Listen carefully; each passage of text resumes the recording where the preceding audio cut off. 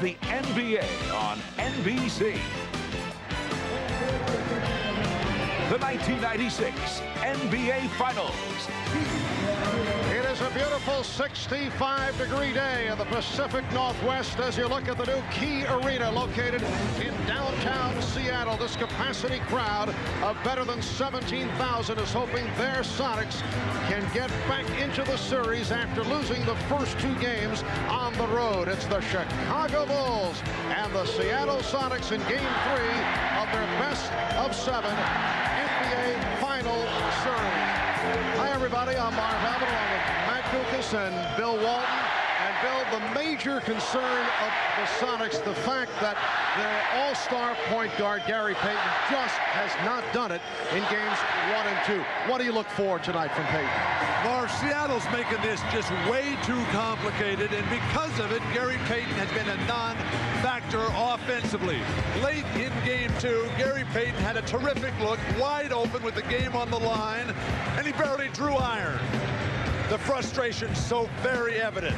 He's their dominant offensive weapon. He carried them through the Western Conference playoffs, but in the finals, he's been virtually non-existent. Now, the strength of Gary Payton is his competitiveness, and the decision not to put Gary, the Defensive Player of the Year, on Michael Jordan has totally taken Payton out of his game. He needs to ride the fans, Marv, their emotional lift, and have a breakout game against Jordan. And, Matt, it's clear in the first two games of this series, the Sonics' major emphasis has been in the direction of Michael Jordan. Seattle's strategy has been to double-team Michael Jordan. Easier said than done. He is too quick and too alert. In the post, Jordan knows help is coming. He feels the double team coming from the top, but escapes with a hard spin to the baseline. No weak side help and no chance. Then with Detlef Schrempf on Michael, Percy Hawkins comes to double. Then Gary Payton makes it a triple team, and all fail to keep him out of the middle. The draw dish to Pippen for one of his 8 assists in Game 2. Now this production would be outstanding for anybody else, but Michael is not satisfied at all. You get the feeling that Michael is due for a monster game before this series is over. Well, they are pumped here in Seattle, ready for Game 3 when we come back. Figures to be a wild scene for the introduction of the starting lineups.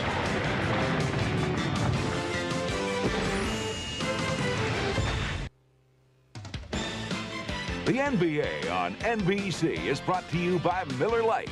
With a great taste of an ice-cold Miller Lite, life is good. By Toyota and their full line of quality cars and trucks. Toyota, I love what you do for me. And by MasterCard. It's smart money.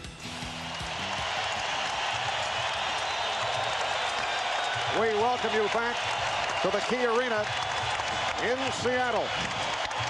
And they are standing and cheering for the Seattle Supersonics, who are 44-5 here at home, including the playoffs, and that also includes a victory over the Chicago Bulls last November. We're set for the introduction of the starting lineups. Let's go to the public address and Jim Gracie.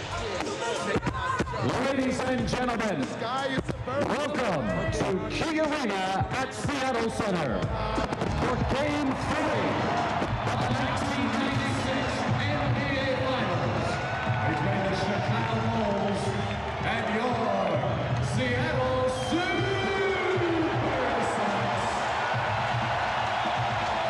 And now, ladies and gentlemen, today's starting lineups. First of all, for the visiting Chicago Bulls. A 6'6" forward from North Carolina, number 23, Michael Jordan. A 6'11" guard from Croatia, number 7, Toni Kukoc.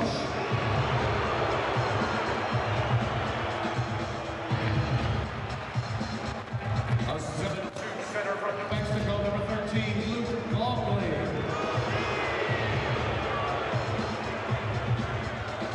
A 6'7" forward from Central Arkansas, number 33, Scottie Pippen. And a 6'6" forward from Southeastern Oklahoma State, number 91, Dennis Rodman. And the head coach of the Chicago Bulls,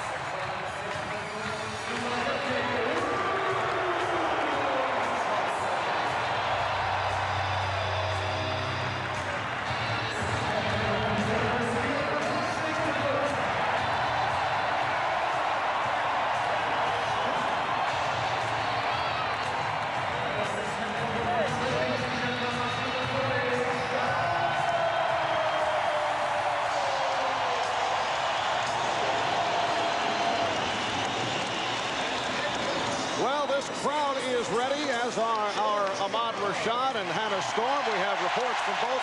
Let's start with Ahmad. All right, thanks, Mark. First, a change in the Chicago Bulls starting lineup. Tony Kukoc will start for Ron Harper, who will not start because of a sore left knee, but although he will be available. Now, in Game 2, Michael Jordan and Gary Payton finally got together for a little on-court conversation. Now, while it was very animated, Michael told me it was still friendly. He said he was welcoming Gary to his home and reminding him that they had no chance of winning there in his house. Now, Gary reciprocated by saying, well, on Sunday, you got to come to our place, and things will change. Now, Michael told me that he doesn't like having these kind of conversations on the court. He'd rather let his playing do his talking, and he feels like he struggled the first 2 games, and now it's time to have one of those statement games. For more on it, Seattle side of it, let's go down and at it. Well, Michael Jordan is still the Sonics' priority on defense. Sean Kemp told me today that during their practice yesterday, they worked on defensive adjustments on Dennis Rodman, who killed them with 11 offensive rebounds in Game 2. He said that during crunch time, instead of rotating off Rodman, they're going to treat him like a shooter. They're going to designate a defender to box him out.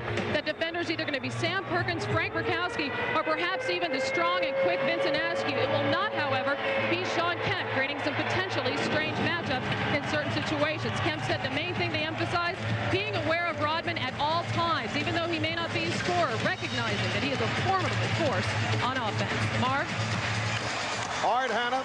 And as we saw prior to Game 7 of the Seattle-Utah series, the Sonics have added what can be labeled a new twist in revving up the crowd.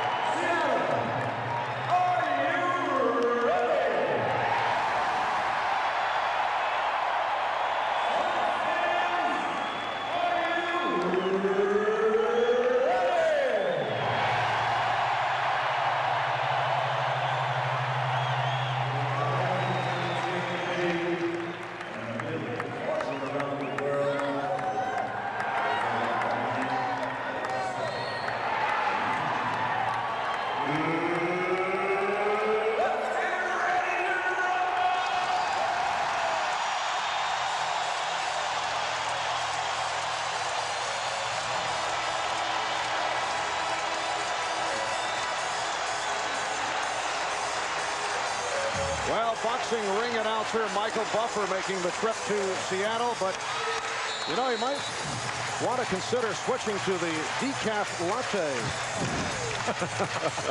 The officials, Dick Pavetta, Steve Javie, and Hugh Evans. A reminder that the Sonics and the Bulls are well aware of only 2 teams in the history of the NBA have been able to come back from an 0-2 deficit. Bill's Portland team did it in 1977 over the Philadelphia 76ers. Boston did it in 1969 against the Los Angeles Lakers. Seattle's got to have a great start today to give these fans some hope and keep them cheering. Plus, they have to attack and execute on the offensive end, fight through the fatigue. And the Bulls say they are ready for this emotional onslaught from this crowd. They know the Bulls, that is, cannot ease into this ballgame. Seattle is starting to gain some confidence. It is Irvin Johnson and Luke Longley on the opening tip, and taken by the Bulls. Tony Kukoc in the starting lineup for Ron Harper, as Ahmad mentioned, because of the left knee bothering Harper, but he is expected to see action. Jordan going at Hawkins to the fadeaway. Rodman missed the tip. Longley missed. And Payton came up with the loose ball. So the Sonics to the offense for the first time, and it is Jordan guarding Payton. Schrempf played by Kukoc. Backs him in and feeds to Kemp. Rodman with the rebound. Dennis coming off the 20-rebound performance in Game 2. Longley. Well, Chicago had missed its last 12 shots. That figure dating back to game number 2. And Luke Longley scores for the Bulls. Longley knocked it away. And a a foul is called. Well, Luke Longley got off to such a terrific start in game one. A lot of it was because Irvin Johnson was looking to help other people out. Here, a terrific defensive play by Longley to first strip and then hold his position against Shawn Kemp. And a bad pass, so the Sonics give it right back. Shawn Kemp jumping in the air to pass. Cardinal sin in basketball. I don't see what Luke Longley did to deserve that foul. He stood totally still. Here is Kukoc. Well, Michael Jordan had a little chat with Tony Kukoc during the course of game two and felt that he was a bit on the passive side. We recall he was tentative, held back in taking shots. And again, the ball to the Bulls, a traveling violation. And Tony Kukoc took some big shots in the third quarter, and as he did in game number one, helped to turn things around. Pippen able to save that backdoor pass. Here is Jordan for three. The Bulls continue their terrific ball movement, and I like the fact that Michael Jordan is guarding Gary Payton here. He is not going to let Gary Payton get off. Well, Payton does get it off and hit. What are you saying, Bill? Timing. In your face, Walton. You're next. Bulls 7 and the Sonics 2. So the Bulls able to get off to the quick start. Jordan setting up Longley. Yes. Talking to the Bulls prior to tonight's game, they're all concerned about the energy lift that this crowd would provide Seattle. Well, they took care of that with the fast start. Well, Chicago looked sluggish and slow of foot in game two. Much quicker here to start game three. Sam Perkins getting set to come on. Early substitution. George Karl not giving anybody a chance to play as Jordan will drain this three. You can just see, as Ahmad was pointing out, the focus, the determination, and the fact that he's guarding Gary Payton. Trent got the step. Open shot to Perkins. And it's Rodman with the rebound. George Karl yanks Irvin Johnson, who did nothing right or nothing wrong, but in a couple minutes, what do you expect? And then they give Sam Perkins a shot too early. Here comes Shrimp. Hawkins. And Payton from deep in the corner. Rodman for Jordan. 2-on-1 development. The lead for Kukoc. Stopped by Hawkins.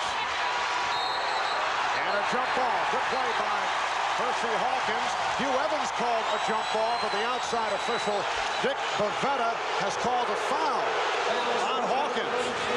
Well, Michael Jordan and Tony Kukoc continue to have a little bit of discussion. I think Michael was disappointed that Tony could not catch and finish on that lob, but he didn't have his steps right. His timing was off, so all he had to do is he made sure he kept possession of the basketball. That was the smart thing.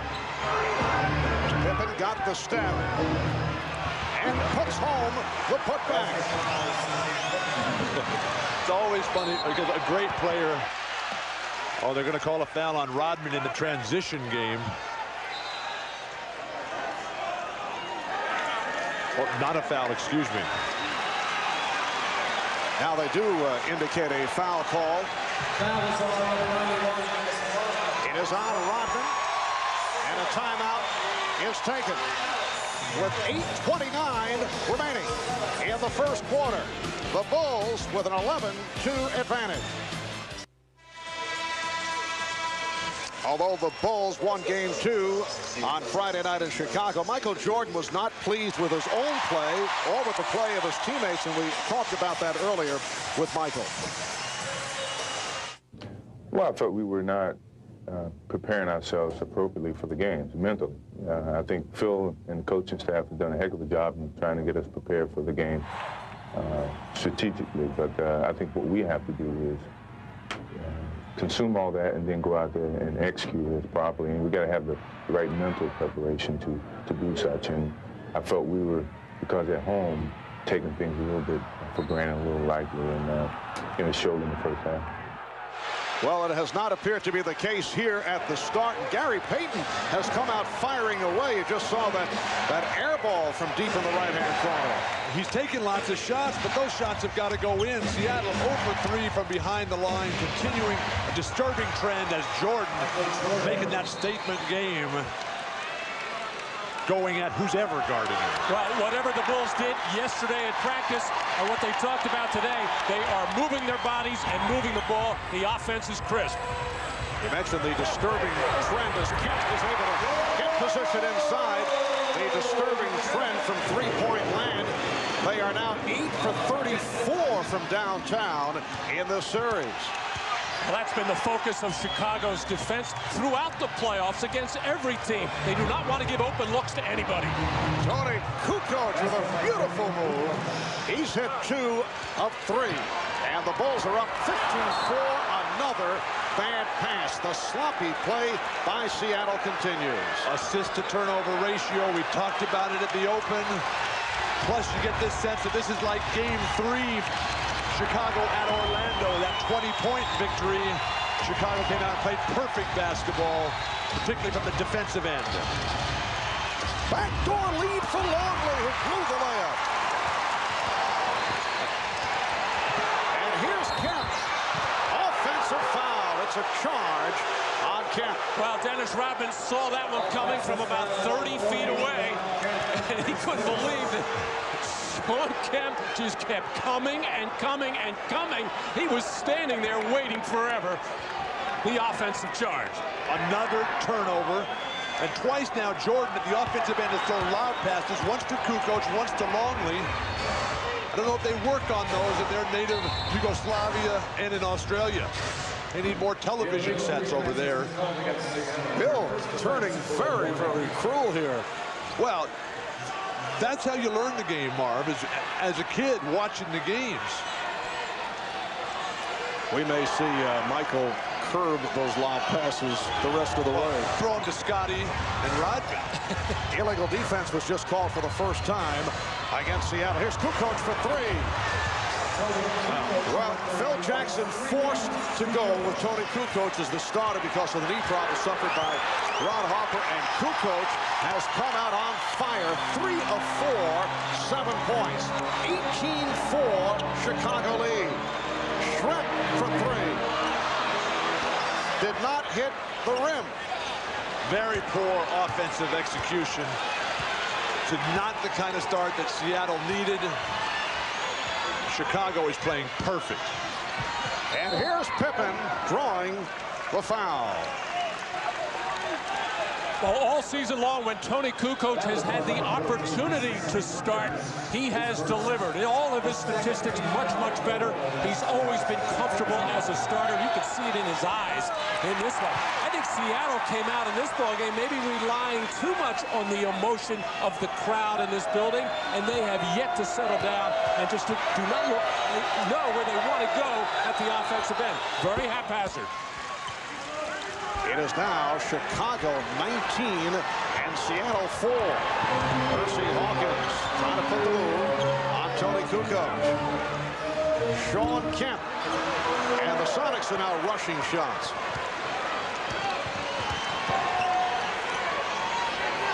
Longley with the pick. Oh, beautiful pass. And the Bulls showing their usual superb ball movement. Jordan, the tip by Pippen. What an effort to get to the ball. Marv, Chicago's tipping a lot with great positioning, but they bring those down and just try to go up with them again rather than very difficult tips which aren't falling right now. Well, the crowd wanted a foul. Hersey Hawkins challenging Luke Longley. It will be Seattle ball, 17 on the shot clock. Schrempf. I thought the Sonics had a notion early in this game.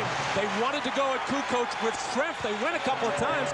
Detlef didn't take the shot, but there's a mismatch there. They looked at the tape of the game the other day. Tony Kukoc has trouble guarding anybody. Longley try to bank it. Kemp on the rebound. Hawkins 3-on-1. Payton for Perkins. Nicely done. And that gets the crowd going. The Bulls with a 19-8 lead. Delay of game warning with the Sonics batting the ball away following this. Well, the 3-on-1 set up by Michael Jordan, gambling just over midcourt, going for the steal, and Tony Kukoc had to feel like Custer there. And the Bulls call for time. 4:50 remaining in the first quarter.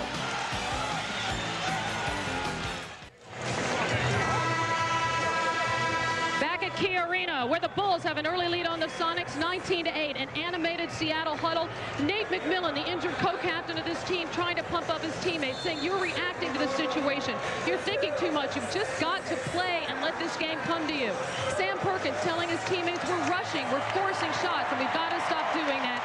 And then George Karl telling them to take care of things on the defensive end and get into the regular rotation. Start it with the defense. Ahmad? All right, Hannah, the story on Ron Harper, he irritated his knee the last couple of days in practice and came out today in the pregame warm-ups and it was really bothering him, so he wasn't able to start. He's been in the back riding a bicycle, trying to stretch it out, trying to get ready to play. He's back on the bench now and appears that he may be able to play. We'll keep you posted, Marv. All right, thanks, Ahmad. Here's Jordan as we resume. Hacked by Hawkins. Steve Kerr has come on for the first time. Percy Hawkins picking up the foul, his second. Michael Jordan works that weak side post on the triple post offense so well. He gets the isolation, something that Phil Jackson's trying to get him into quickly. The slap on the wrist. You know that Ron Harper's got to be in a tremendous amount of pain because Harper is one of the toughest guys in this league, Marv. He plays through injuries so many times. It's got to be killing him and Nate McMillan that they can't be out here. And Hawkins sits down, replaced by Vincent Askew. George Karl is looking for a lift from Askew, who has been getting the minutes off the bench in 2 games, but only 1 of 5, and he has turned it over 5 times. Sonics trying to break. Payton got the roll, and it's the Bulls 21-10 over Seattle. The first time in this series that the Sonics have attacked that full court trap after a free throw, and they get a terrific look and finish. The lead for Jordan, and he misses the layup, but Longley is able to convert. What's going on here? A terrific pass by Rodman. They read that backdoor play perfectly. What mental communication. Thing of beauty to watch. Bulls 23, Sonics 10. Schrempf for 3. And last touch by Kemp. Hannah was right on it. Seattle is confused. They're trying to do too much, trying to think too much. Keep it simple, play basic basketball like the Bulls. And you see the rebounding advantage again for Chicago. We are seeing the best spurt of basketball that the Bulls have shown over the first 2 games and a quarter. Here's Longley getting inside. Nice move by Luke Longley, and the Bulls now lead 25-10. It has not been impressive for the Bulls, although they did win the first 2 games. Steve Kerr said the other day the Bulls have actually played only 3.5 good games in the entire playoffs. It's nice that they set such a high standard for themselves. That's one of the reasons they've dominated basketball this year. Kemp able to save it. Shot clock is rolled down to 3. Down to 1. And it is a 24-second violation. What a defensive sequence by the Bulls. But Seattle's forwards on the offensive end are really giving them nothing. These are their creative forces, Kemp and Detlef Schrempf. These guys are jumping in the air to throw wild passes, not making good, strong, authoritative moves to the hoop. 3 minutes to go in this first quarter. Here's Kerr from way downtown. His shooting has been off in this series. Well, Steve has been unable to make him from the new 3-point line. He's moved further back. Feels he can maybe get his touch again. Perkins off the head fake. Sam Perkins with a strong move. Bulls 25. And the Sonics 12. Longley unable to control Perkins. Perkins is left-handed, Luke. Jordan. Yes. 9 points for Jordan. He's hit 3 of 7. Not seeing many stops at the other end of the court as Chicago goes to the offense. They have been scoring at will in this first quarter. That's a classic example of just what great offense does to a very good defense. One of the top-rated defenses in the NBA, Seattle, this year. And a 3 for Jordan. That gives him 12. Bulls lead 30-12. Well, the Chicago Bulls respect the defense of Seattle. I think that's why they came out. They knew they would be tough in this building. That's why they have come out. They spaced the floor beautifully and passing the ball and making their shots do it too.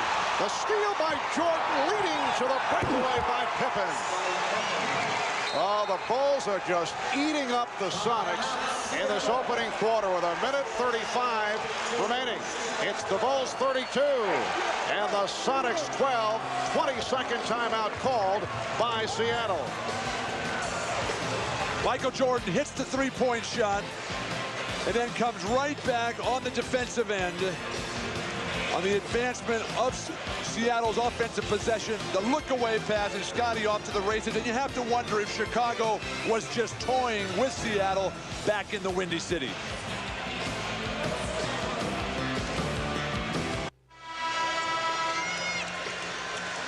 Well, a 20-point lead for the Chicago Bulls with 1:35 remaining in this first quarter.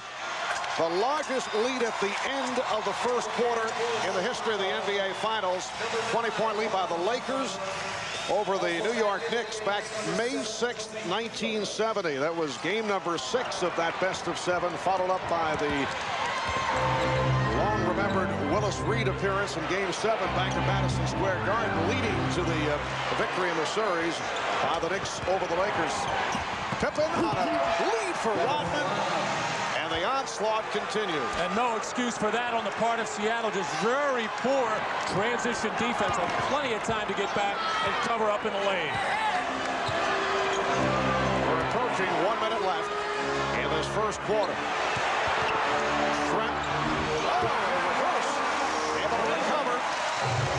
And the Bulls now lead 34-14. Ron Harper is on the floor for the first time. Did not start because of the knee problem.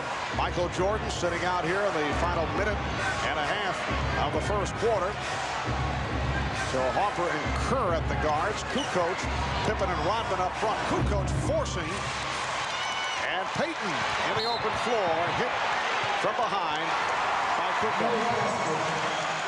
Well, every opportunity that the Bulls get to run, they will. Whether it's a steal, whether it's a rebound, the outlet pass of Scottie Pippen getting out, getting the lead pass from Kerr, and attacking the defense, and just Dennis Rodman sneaking in on that right side. Even though Pippen jumped in the air, plenty of time to find the open man Rodman. The Bulls get out of their offense when Jordan goes to the bench. Scottie's got to take a more assertive role.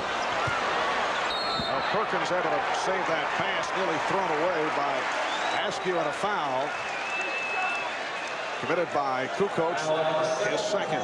Plus, when Luke Longley was in, he did a good job staying in front of that basket, forcing the Sonics to the perimeter game. Longley goes to the bench, and Sonics having some success at the hoop. Sam Perkins at the line with the Bulls over the limit. Sam coming off a 5 for 10 shooting performance, 13 points in game 2. Now Jordan returns. Harper sits down. Don't know if Harper's going to be able to give much today. He looked a little gimpy out there, Marv.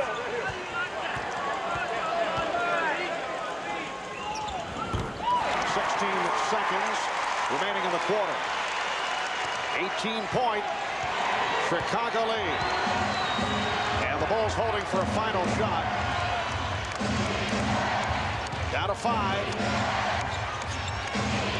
Jordan putting moves on Askew. 1 second remaining. Well, Askew played him well.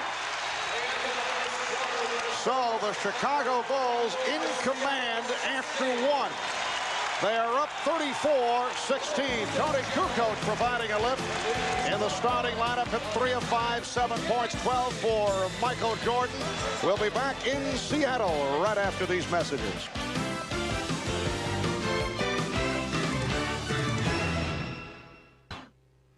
This is the NBA on NBC, the 1996 NBA Finals. Well, the Bulls with a 34-16 lead on the Sonics as we head to the second quarter here in Seattle. Eddie Vedder of Pearl Jam on hand. He was at the 2 games in Chicago, a native of Seattle, although has ties to Dennis Rodman. And there's Kenny G, who did a terrific job with the anthem prior to the game, although Bill Matt was disappointed. He thought Kenny G would sing the anthem. A little confused about it. Kenny is a regular Sonic fan. Played the national anthem the opening night here, but the Sonics are shooting themselves in the foot here. They got 6 turnovers. They're 0 for 6 from behind the line. They've given up 6 offensive rebounds. They're down 18 points. Well, George Karl was telling us on Showtime that he thinks it's mental, not physical. It may be a bit of both here in the first half. Well, the Bulls have brought their A game in that first quarter. He's moved by Payton. And it's now Chicago 34 and Seattle 18. Bill Wennington on the floor for the first time. Jordan with Pippen, Kukoc, Wennington, and Rodman. Shot clock at 6. Jordan got the step, rejected by Kemp. Sean Kemp came over and made the block. Jordan is very frustrated. Just 2 seconds on the shot clock. He is playing so well. His teammates, Kukoc, not keeping up with Michael Jordan today, and he's frustrated about it. All right, Jordan. Will it count? No. 24-second violation. Well, Dick Bavetta, the trail official, having a look at this, but so difficult to hear. You see the shot clock on the left part of your screen. Very, very close. Michael Jordan in his inner ear, he felt it was good. But Bill, you have gotten the matchup that you have wanted so far in this series. Payton and Jordan finally matched up. And that was the first turnover committed by the Bulls. Foul on Wennington. I just don't understand why Seattle waits for game 3 to get it going. Or to get behind by 16. Absolutely. Payton, Askew, Hawkins, Perkins, and Kemp on the floor for George Karl. Here's Payton for 3. They cannot hit the 3-point shot. They have missed their last 14 from 3-point range. And that one didn't have a chance. It didn't look good at all. Wennington run into by Askew. And right away now Michael realized that he is being defended by Payton. He is just going to run to the low blocks on either side and try to be the post man in this triangle offense and try to get inside as much as possible. Not that Payton is much smaller, but Jordan's certainly stronger than Gary Payton inside. And you recall they got involved in a heated exchange during the fourth quarter on Friday night. Jordan said it was just conversation. He said he can't get in my head, and I'm pretty sure he's not going to let me get in his head. Jordan said to this point, that is a standoff. Kukoc. Oh, what a move by Jordan, but not able to hit. Just watching Jordan and getting in up close to his face and seeing the defensive effort. Askew with the floater. And the Sonics showing some signs. They are now down by 14. But Jordan's presence just so inspirational. And the crowd very much back into it. Hugh Evans calls the foul on Gary Payton. 8:01 by Seattle. And right away, Michael wanting to take that weak side post position against Payton, and Payton battles hard. This is why he is the defensive player of the year, and really, that was not a foul. That was just good, hard, tough post defense. If that were 2 big men, they wouldn't have blown the whistle. And the battle continues between Jordan and Payton. Jordan turned it over, picked off by Hawkins, who was blocked by Pippen for the foul on Scottie Pippen. And Michael is is forcing things a little bit right now. He wants to take it to Gary Payton in every opportunity. Timeout taken by Phil Jackson. 2:04 gone by in the second. The NBA on NBC is brought to you by Plymouth. One clever idea after another. That's Plymouth. By Microsoft. Where do you want to go today? And by Dr. Pepper and your local Dr. Pepper bottler. Dr. Pepper is just what the doctor ordered.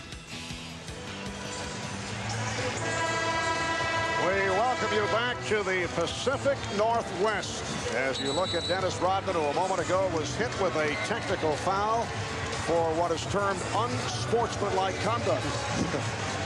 Well, I should say Dennis Rodman giving the two-hand disgusted wave towards referee Steve Javie. And that is automatic. We saw it in game one with Joe Crawford. As soon as you put those two hands up and wave in that fashion, you don't even have to say anything. That's an automatic technical. And Dennis is trying to explain to Coach Phil Jackson, I didn't do anything, Coach. Absolutely nothing. There's no way you can show up the referees. Dennis clearly at fault there. Percy Hawkins converting on the technical. Once again, Dennis Rodman called for an early technical foul. Back in game one, that led to the Frank Brickowski Dennis Rodman controversy. And Brickowski has not been a factor since. George Karl refused to give him a chance to play. And Brickowski can be a positive contributor for this Sonic team. Well, the Bulls have led by as many as 22. Payton with the back-end move on Randy Brown, who just came on following the timeout. Brown extending the knee and is called for the foul. So a 9-0 run by the Sonics. A good move by Phil Jackson, though, to get Brown in there to watch Payton for a while. I think he sensed that Michael Jordan is trying to do too many different things once Michael will settle down a little bit. Here's the double on Kemp. Jumping to pass.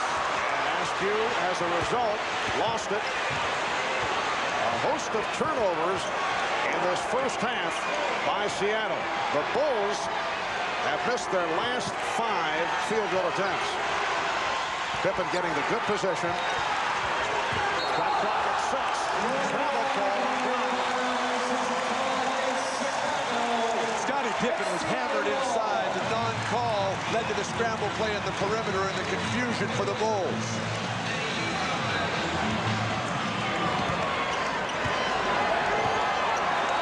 Payton again working on Brown. Payton lost his balance. Payton, oh, what a sequence for Gary Payton. Well, Gary Payton operates so well when he gets the ball down low on the left side. That's one of the things that Ron Harper has kept him from doing it. Brown puts good pressure on, but he shouldn't let him get that deep. Well, look at the size differential that Randy Brown gives up. Weddington going glass. And now Steve Javie with a call. Maybe a double foul here. Yes, it is. A double. It's on Kemp. And Rodman. And Rodman getting a break there, and Shawn Kemp can't believe anything was called against him. He was just boxing out, a push and a shove from Dennis Rodman, and very quickly, Michael Jordan got right into the face of Dennis Rodman and told him, cool it right now. You've already got the one technical, and this was very close here. On the weak side, Rodman and Kemp battling for position. And you see there, Rodman clearly the instigator. Kemp just trying to hold his arm up and box out Rodman. And now Shawn Kemp has 2 fouls when he was not involved in that play at all, and he has to go to the bench. Rodman also sits down after collecting his second. Shrimp for Askew. And it's a charge. Offensive foul. Vincent Askew trying to make things happen. His offense off, although he's not noted as an offensive player, but with the injury suffered by Nate McMillan, they're looking for a bit more from Askew. Marv, Askew is pump faking that 3-point shot. He hadn't even taken one. That pump fake doesn't work. Make another swing pass rather than try to create off an ineffective pump fake as Kukoc is in the lineup. Well, Turnovers a problem for Seattle all season long. Yes, they force them, but they kick it away too many times. 9 turnovers already in this first half. Shot clock at 5. Brown for 3. Randy Brown, who does not think shot first, able to hit from 3-point land. So much of that is coaching, bringing the guys off the bench like Kerr and Bushler. They make so much of the Chicago bench, but really, these are all guys who nobody really wanted. Much the way Orlando has a bench that nobody wanted, but Chicago, through Phil Jackson, they just have such great ball movement. Everybody willing to give it up because they know, because of Jordan's leadership, he'll give it right back. Randy Brown on that last foul. How about Brown during the regular season? 1 for 11 from downtown and just hit the 3 here in the NBA Finals. 16-point Chicago lead. Shot clock out of 5. Perkins on the rebound. And the officials check with each other. The ruling last touch by Brown of the Bulls. Phil Jackson up the sideline arguing for a double dribble on Sam Perkins, but it was not an intentional dribble, the first bobble of the ball. George Karl wants a timeout. 7:09 remaining in this first half. The Bulls 39, the Sonics 23. This is not a good stat line for the Sonics. This includes tonight in the first half. They have picked up 41 assists, a low number, and they've turned it over 43 times. Well, it all speaks to their execution on offense. Not enough ball movement, not good passing, and consequently, you're not going to shoot the ball very well.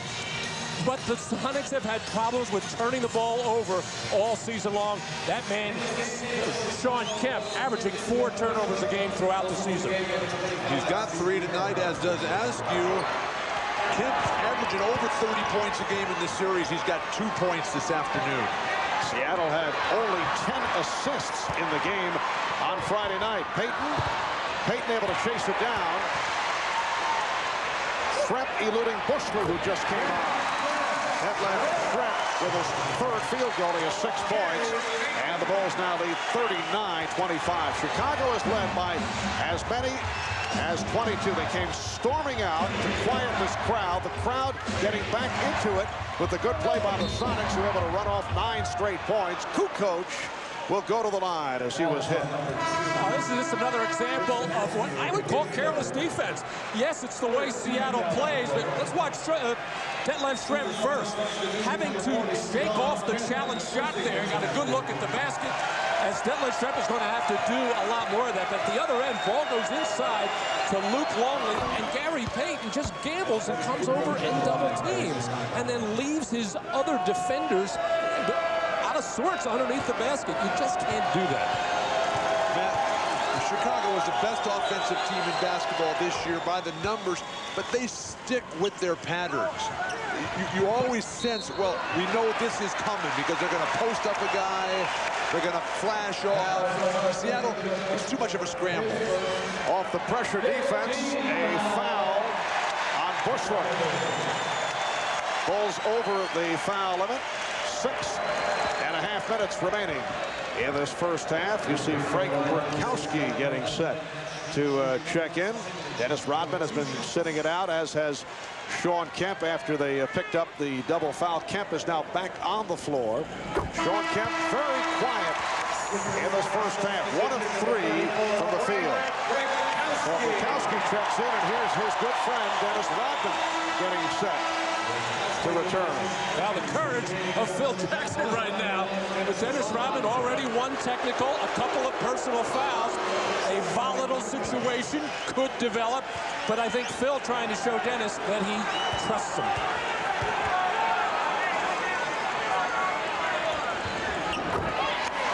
Bulls 41 and the Sonics 27. Coaches have to show trust in their players. That's why Phil Jackson is the coach of the year and the best coach in the NBA today. Bill, are you on the take here? Not that I would disagree with that, but you and pushing Phil right. Look what he does with this team. I mean, Luke Longley, nobody wanted him. Steve Kerr, nobody wanted here. Randy Brown, Bushler. He's taken all these guys. They learn from Jordan. They learn from Pippen. And they get an unbelievable team here that thinks basketball as a unit. Oh, I'm not disputing it, but I think this is about the 5th time it's been mentioned. And I wouldn't say that nobody wanted the players that you mentioned. It's just that they found their niche with this particular ball club. Luke Longley with a nice move as Rodman and Burkowski became entangled. Luke Longley with a terrific start. 5 of 8 from the field. 10 points. Bulls lead by 16. Schrempf for 3. And Rodman with the rebound. So the Sonics 0 for the last 15 from three-point range. Jordan got caught. Oh, Michael Jordan with a couple of miscues here in the first half. Oh, nice pass from Payton. Detlef Schrempf with 10. And Chicago's lead is now 14. More and more plays like that will get Seattle right back into this game and into this series.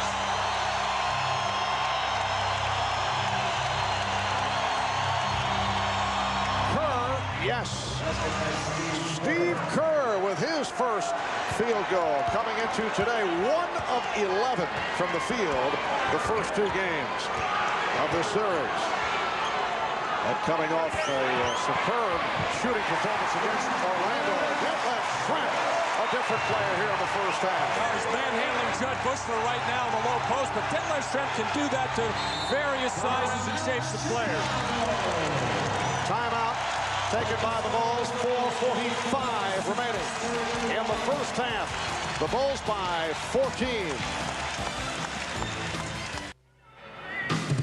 As we return to Key Arena in Seattle, here's what's coming up on the Prudential Halftime Report. We'll bring you more of Jim Gray's interview with Dennis Rodman, one of the best rebounders in history. He won his 5th consecutive rebounding title this season. We'll also get the thoughts of Julius Erving and Peter Bessie on the first half of the Bulls and Sonics. Chicago has been great so far, building a 14-point lead. Let's go back courtside to rejoin Marv Albert, Matt Dukas, and Bill Walton. Marv. Thank you, Bob. And the Bulls have been able to do it despite the fact that Michael Jordan only 4 of 12 from the field, and he has missed his last 4. He's also turned it over uncharacteristically on 2 occasions. They double up on Jordan. Kukoc. And back comes Payton. And Schrempf took his eye off the pass, looking for the shot. Mark, Gary Payton has a careless habit of giving up that ball in transition on the flow in the mid-court area. I think that's a bad mistake. Pippen is blocked, and then Schrempf. Burkowski, but with the strip, but throw it away. Now single coverage with Hawkins on Jordan, who goes right at him, and is fouled.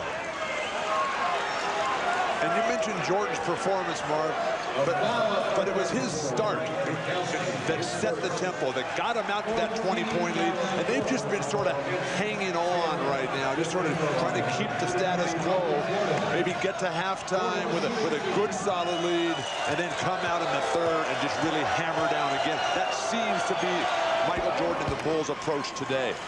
Well, Michael had his free throw shooting problems in game 2, just 10 for 16. And he is well aware that every time that he drives to the basket, there is going to be some kind of a hard foul. Talking to him before the game, I asked if it was borderline of some of these maybe flagrant fouls. He said no. He said they are clean, hard fouls, and we expect them. We got to be ready to take them. You saw John Sally check in. So Sally with Longley and Kukoc up front, Pippen and Jordan in the backcourt. 16-point Chicago lead. Shawn Kemp, who has been quiet, facing the double team. Here is Schrempf. Burkowski. And knocked out of bounds. And a foul called on Burkowski.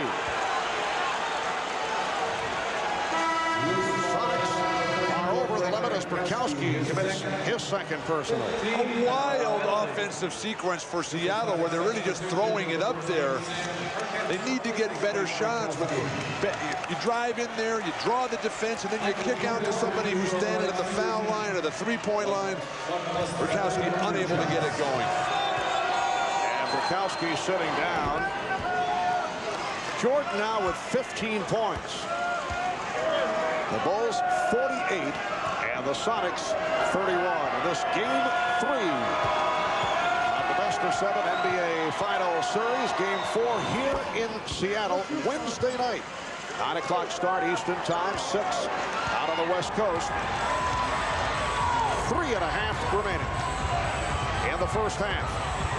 Sally on Perkins. Kemp around Longley and fouled by Longley. Shawn Kemp is so confident when he goes in a one-on-one situation against Luke Longley, whether it's close to the basket, whether it's on the perimeter. He knows he can put the ball on the deck and get in there and create some contact from Luke Longley, and that was just a careless foul by Luke as he reached in. Shawn Kemp with just 1 field goal, 1 of 3 at the line. Kemp has been the offense for the Sonics' first 2 games, 29 points. And in game 2, he had 32 points in game 1. Longley sitting down after picking up his second foul, leaves with 10 points.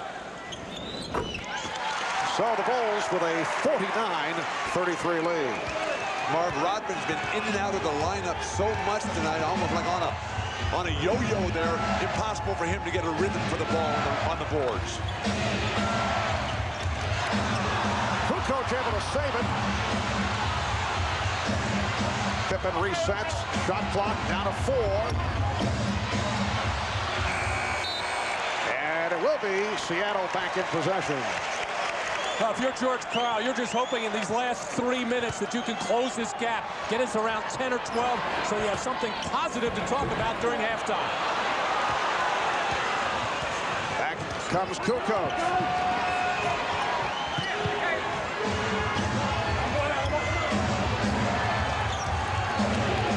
Again, it's Payton on Jordan. Sally, played by Kemp. Jordan. Yes, nicely done on the setup from Kukoc. Marv, they just keep moving all the time. When one guy has the ball, they're not standing watching. And there's nothing passive about Tony Kukoc here in the first half. Shawn Kemp, 6 points now for Kemp. The Bulls 51, the Sonics 35. Marv, Tony's one of those guys who responds to the challenge. A very competitive guy, even though a quiet personality. Harper out. He knows it's his day. And Michael Jordan picking it up. He has 20 points. The Bulls by 18. Well, Tony knows he's playing with a lot of fellas out there who have a lot of championship rings, and he's got a few European championships of his own. So that's a good lineup. Offensive foul. That's 3 on Kemp. Shawn Kemp working for low post position, just nails John Sally with an elbow in the head. The referee's right on top of it. Digging in deep there, Shawn Kemp leans right in. And that initial elbow from the left side, right to John Sally, who does know how to respond once that whistle blows. And Kemp sits down. David Wingate comes on for the first time.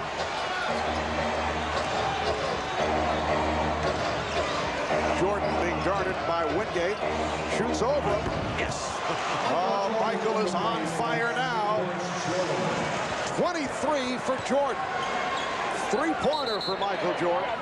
And it is now a 21-point lead for the Bulls. They have led by as many as 22.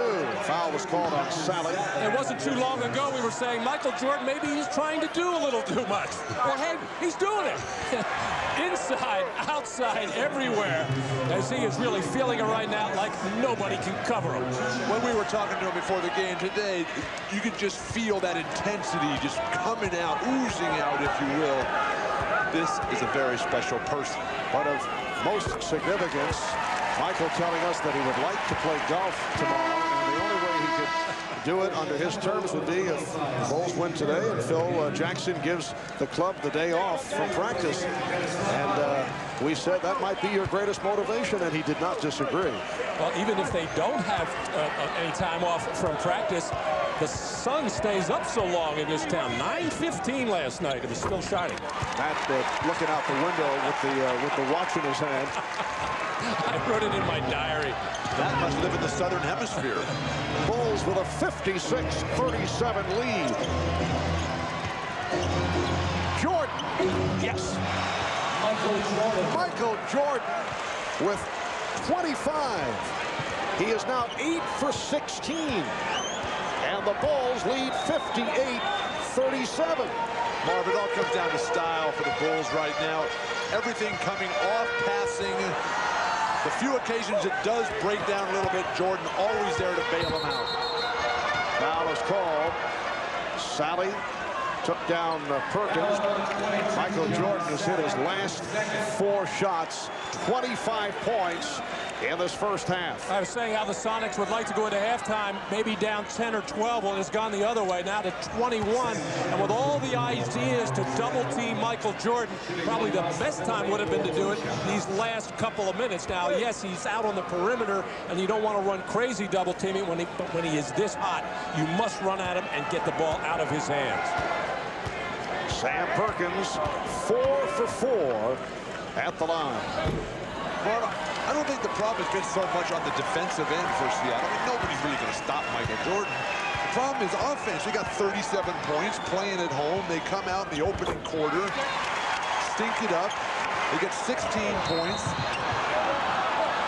And Jordan is headed back to the line, fouled by Wingate. Well, Bill, the Sonics are now 14 of 32, shooting 43%. The Bulls are at 51% shooting, 22 out of 43. All the talk has been about the big start, the home crowd. They come on flat, Bulls playing perfect, and now the crowd is sitting on their hands here in a half-hearted attempt to distract Michael with some deflated balloons behind the basket. Yeah, really bothersome. A 20-second timeout has been called by Those 12 turnovers by Seattle, many of them forced by the Chicago Bulls defense, something they do very, very well. Some of those turnovers of the careless variety. We are down to 50 seconds remaining in this first half. And the Bulls now lead 59-38 as they look to make it 3-0 in this best of 7. The Sonics will need a dramatic turnaround in the second half. Michael Jordan with 26 points. He has hit on 8 of 16 from the field. He has converted his last 4 shots. Incidentally, the record for the NBA Finals most points in a finals half, 35, which is held by, yes, Michael Jordan.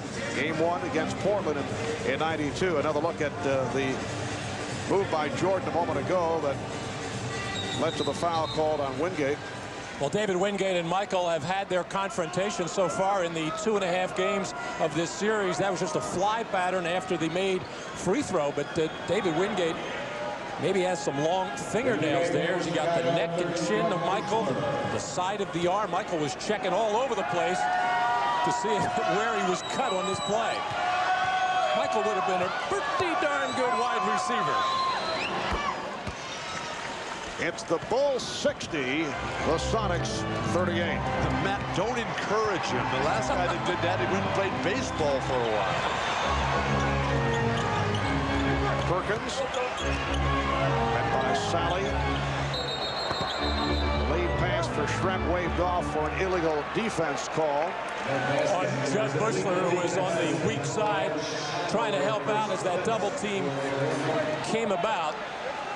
He was just in no man's land, trying to zone up and protect, and got caught. That was the first illegal defense against Chicago. Seattle was hit with one earlier. Now a half-minute left in this opening half.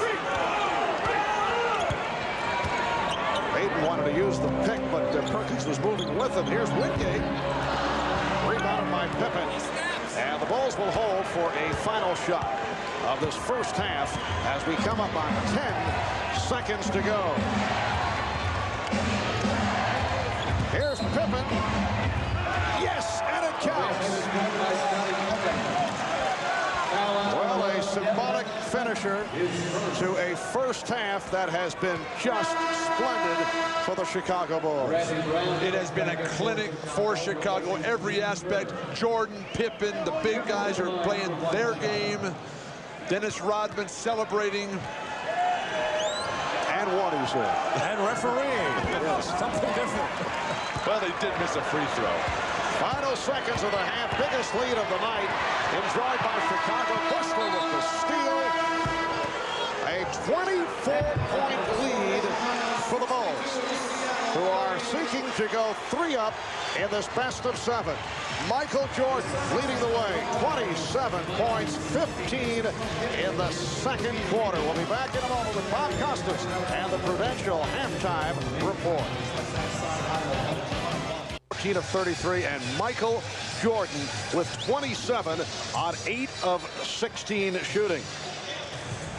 3-point field goal. Chicago 5 of 8. Seattle in the midst of a drought right throughout the series from 3-point territory. 0 for 8 tonight, and Payton just 8 points in the first half. We'll be back in Seattle in a moment.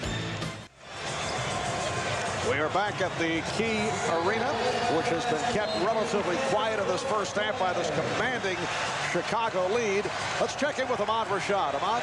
All right, thanks, Mark. Excuse me, Dick. I'm trying to do a reporting.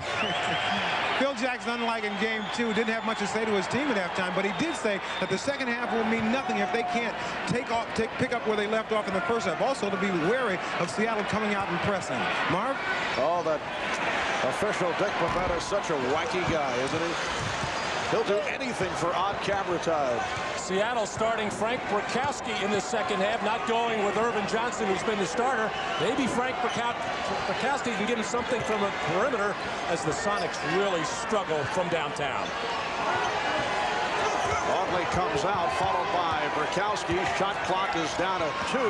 Here is Longley. Luke Longley with 12 points, and the Bulls now lead 64-38. Marv, remember what Michael was telling us before the game about how he was lecturing Luke about when you get popped in the eye like that, take those 5 stitches. You got to come out and show him that you're not going to allow that to happen anymore. Longley's done it with his game today. Took an inadvertent elbow from Sean Kemp, and actually wanted to leave, and Phil Jackson was saying, no, you play through it, you stay on the floor. But of course, with the blood dripping down, he was forced to leave.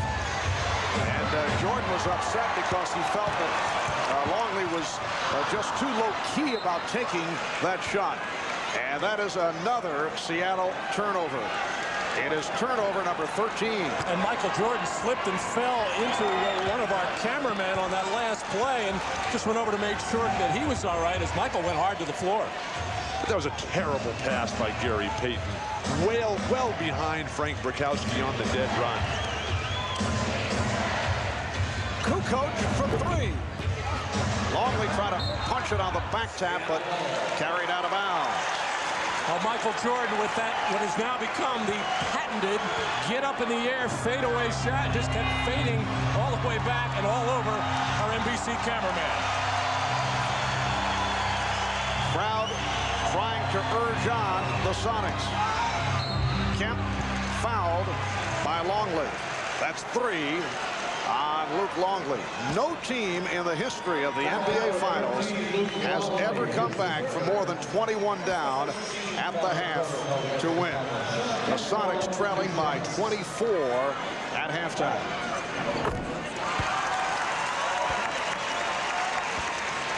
That's the biggest comeback victory in the history of the finals. Baltimore beat Philadelphia back in April of 1948, coming back from a 21-point deficit. Bulls now lead 64-40. Sorry, I don't have anything more to give you on that Baltimore-Philly game in 48, Marv. Well, I know Matt can fill us in on that one. Freddie Scolari in the backcourt for the Baltimore Bullets. I knew that. Did you coach him too? Very good. Good defense by the Sonics. Pippen. And it's a 24-second violation of the basket. Knocked down. Pippen just tossed it up looking to hit the rim, and Rodman trying to save it. And now there's a discussion. Rodman is applauding the call. Perhaps they are changing the call. Steve Javie, Hugh Evans, Dick Bavetta talking about whether that should be a 24-second violation. If not, the basket would count.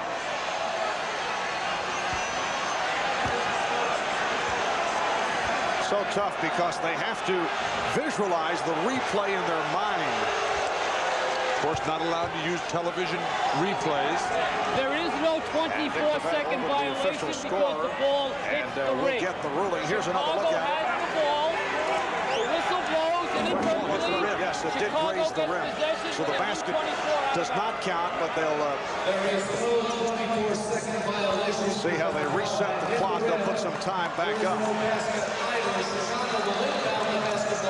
Well, they'd have to give them a full 24 because the ball did hit the rim. And a good ruling by the officials as the shot clock sounded and the whistle blew, just everybody basically stopped other than the alert Dennis Rodman. And there again was Shawn Kemp unable to keep Dennis Rodman off the board. Hannah was talking about that's what they did all day yesterday in practice. Interesting how they wait until before game 3 to realize he had to block Dennis Rodman off. Kowski trying to tie up Longley. Jordan rebounded by Bukowski, and he nearly threw it away. Hawkins eluding Jordan, who picks up the foul. That is his first. I've always loved it, Mark, when these great players like Jordan and Barkley and Bird and Magic, who are so involved in every play, and finally, midway through the second half, there's their first foul. Bukowski just leveled Rodman a 3 for Hersey Hawkins. Dennis made a bit more out of it, though, as he went to the floor.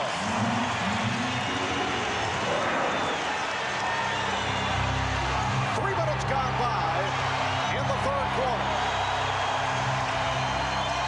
Bulls by 21. They double up on Jordan and he threw it away. Well, that's the kind of pressure defense that was so successful for Seattle in the Utah series.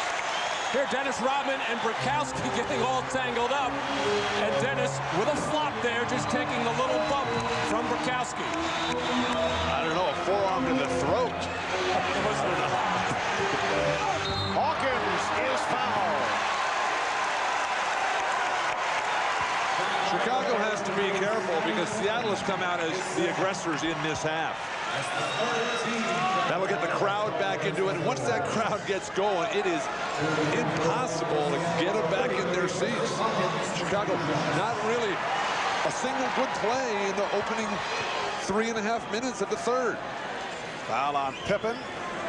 Hersey Hawkins this evening. That is only his 5th point. Here's Steve Kerr replacing Tony Kukoc.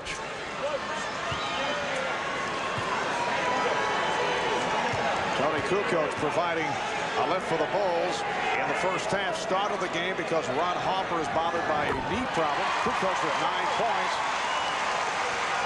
So the Bulls now lead 64-45, pressure by the Sonics, and Longley is able to bring it across. One of the reasons for Kerr is that he is expert against the trapping, pressing defenses that Seattle's going to throw on the rest of this game. Longley. And Jordan able to keep it alive. A new 24 for the Bulls. Jordan fouled. Bukowski with the wraps on Michael Jordan. Frank Bukowski involved, picking up his 3rd personal. And Bukowski and Rodman having some extracurricular talk there. Michael Jordan once again quickly getting over to Rodman and pulling him away. Well, the crowd here in Seattle very much back into it, with the Sonics chipping away but still trailing by 19. Travel called on Longley. Well, you can also tell from the talk of George Karl in that halftime saying, hey guys, we got to let it all go right here. Frank Bukowski, if you can get somebody involved, do it. Shawn Kemp, you have to start getting physically involved in this ball game. 7-0 run by the Sonics. Bulls have led by as many as 26. Shrimp. Rebounded by Longley. Crowd wanted a traveling violation on Longley. Well, that's the kind of offensive play that's typified Seattle all day. Trying to beat a guy, a great defensive player, one-on-one, going to your left with a fadeaway jumper. And here's a fadeaway jumper by Rodman.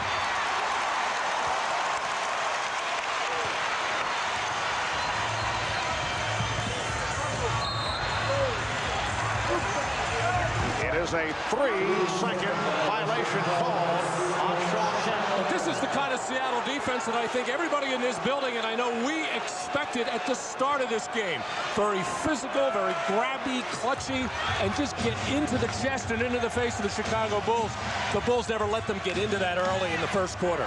Yes, the Sonics swarming defensively here in the third. And they've cut into that Bulls lead.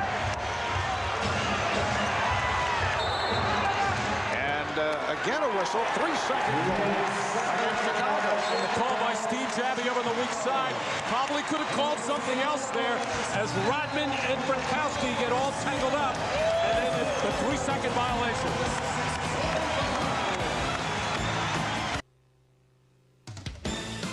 The NBA on NBC is brought to you by Bud Light, official sponsor of the 1996 Olympic Summer Games. Make it a Bud Light. By Oldsmobile and your authorized Aurora retailers. And by Reebok. Are you prepared to say, this is my planet? Well, Seattle's defense has gotten serious here at the start of the third quarter, challenging every pass, every shot, and here's Shawn Kemp popping Rodman in the chest, and as they get all tangled up, something could have been called there of a foul nature, but the official wisely called the 3-second violation. You should be happy with that call. Well, Dennis Rodman has to be very careful. This is where he usually has his problems. When they're way up, the game is not in the balance. And where was this physical response from Seattle early on in this series? Well, the Bulls have not scored in 4.5 minutes. They've been outscored here in the third, 7-2. Kemp had it excellently knocked away by Payton, able to recover and hit. The Bulls 64 and the Sonics 47, 6.5 remaining in the third quarter. Bulls in this third quarter turned it over 3 times, only 1 of 7 from the field. Make it 1 of the last 8. So difficult for a team with a huge lead to come out with that edge and that sharpness. Very dangerous for Chicago as they're in danger of losing this entire lead. All right, Pippen with the rebound on the Shrimp miss. Well, the Bulls with a magnificent first half, probably their best of the playoff run. Rodman able to keep it alive, and I lost it. Payton with the steal. Hawkins for 3. They just cannot hit from downtown, and it leads to this. The fast break bucket by Jordan. And George Karl has been saying it, if we don't make threes, we cannot win. What a beautiful play by Steve Kerr to start that 2-on-1 break. Kemp with the spin move, but had nowhere to go. Brankowski for 3, and he is able to hit. A 3-pointer for Brankowski. And the Bulls now lead 66-50. So Seattle 2 of 12 from downtown. That's Brankowski's offensive game. Feed off the penetration, spot up at the line. What a pass, Jordan. Longley. Tied up by Kemp. Shawn Kemp with a brilliant defensive play. Well, Luke Longley wisely keep moving, find the open area as Jordan is double-teamed, and then Luke Longley trying to do the right thing, take it strong to the basket, but just unable to finish that play off against the bigger, stronger, quicker Seattle defenders. Pippen was blocked by Brankowski. who is becoming a factor in this third quarter. Foul called on Rodman.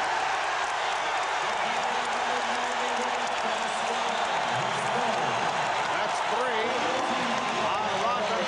And the Bulls, now with 4:53 to go in this third quarter, leading by 16. A look at the block by Brickowski. Way too casual by Pittman. Brickowski showing the skills that he has. Spot-up shooter, good interior, rugged defender.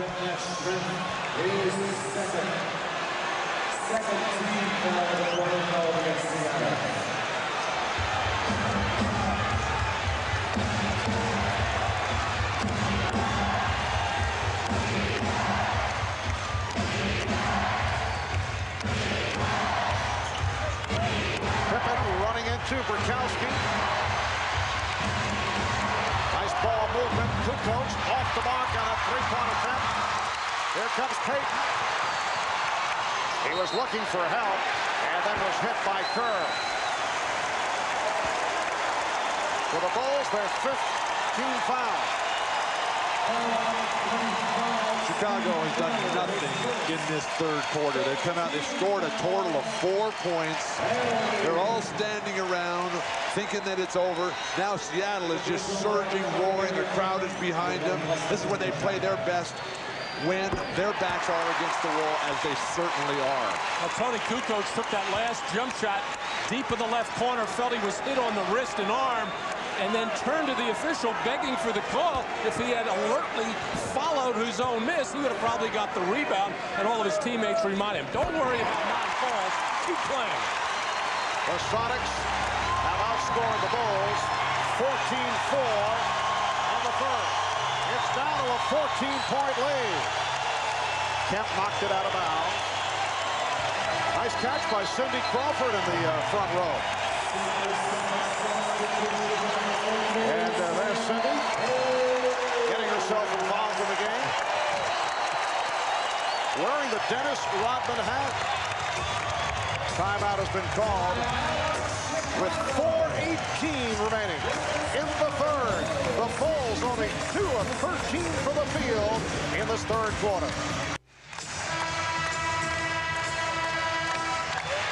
Well, the NBA and NBC Sports have teamed up and created the official website for the NBA Finals at finals.com. Game previews, player bios, video highlights, the latest news on the Bulls and the Sonics. Plus, during our NBC broadcast of the Finals, fans around the globe can interact with our very own cybercaster, Steve Snapper Jones, busy at work, as you can see. He'll be online with commentary and answering fan questions during the course of the game. Check out the official website of the NBA and NBC Sports at finals.com. 4:15 remaining in this third quarter, and the Bulls now appear to be the team that is rattled. They throw it away, giving the Sonics another opportunity. A Chicago Bulls team that has got 2 of 13 from the field. They've been outscored 14-4 here in the third, which has usually been their quarter. That's the case in games 1 and 2.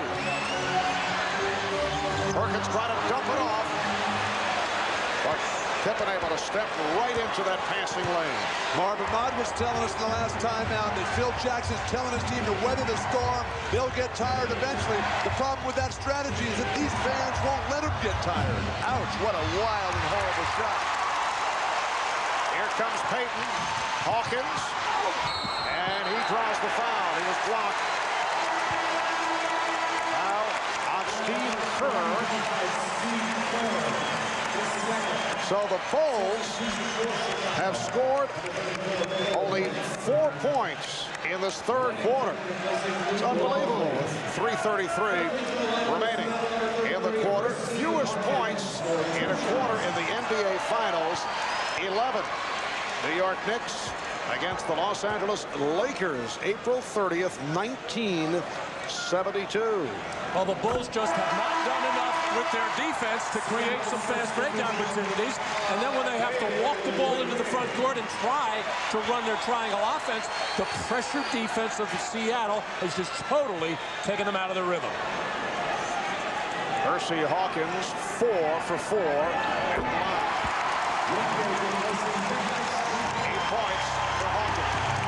David Wingate with a cameo coming on for Detlef Schrempf. And again, the crowd wild here at Key Arena. Kerr for 3. Bulls 68. The Sonics 54. Perfect execution of the set offense. Take the ball to one side, double down on the other for Steve Kerr. Kemp able to get inside. Shawn Kemp got off to the slow start.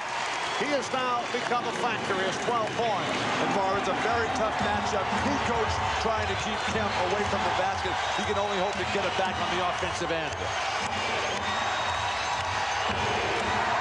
Can of defense. Shot clock at 7. Pippen. Oh, beautiful move with a head fake on Hersey Hawkins. And Phil Jackson and the Chicago bench are wondering why Steve Kerr was not credited with a three-point shot.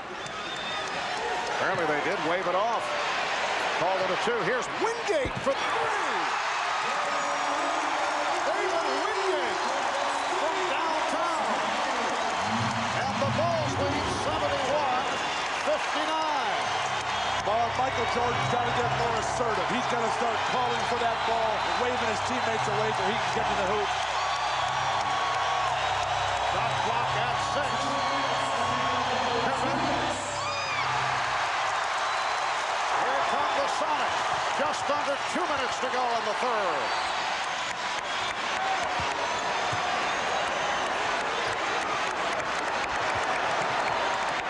Now Payton posted.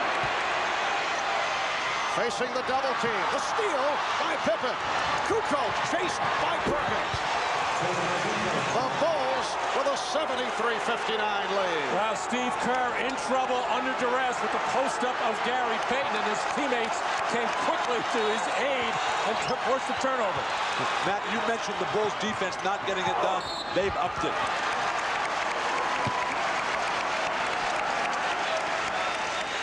In that low post, Gary Payton, who has tortured all the short guards in the Western Conference, realized he's got Kerr, but the double team just leads to easy fast breaks. Foul committed by Weddington. And again, Hawkins, one of the NBA's better free throw shooters. At the line, he's 5 for 5 here tonight. 8 points for Hersey, 7 of the 8 in this comebacking third quarter.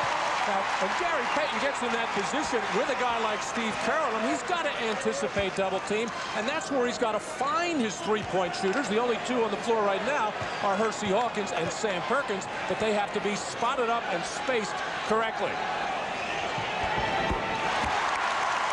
A Chicago lead once 24. It's now 12. I'm surprised Phil Jackson hasn't come back with Dennis Rodman. Maybe he was upset with the fact that Rodman was losing his cool and concentration with the big lead. And the outside official, Steve Javie, calling it on Hawkins. Non-shooting foul for the Bulls, their first team foul the last 2 minutes. I think Phil just does want to weather this storm now and make sure that he has fresh troops for the final 8 minutes of this ballgame.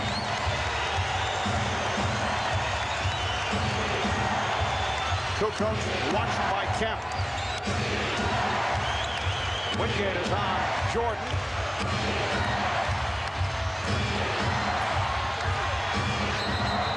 Travel. Scottie Pippen is really hesitating when he gets that initial pass. Jordan makes the play. They double team him, and when Scottie gets it, he's got to go right away with it. Don't stop and wait, but then you got to start all over again.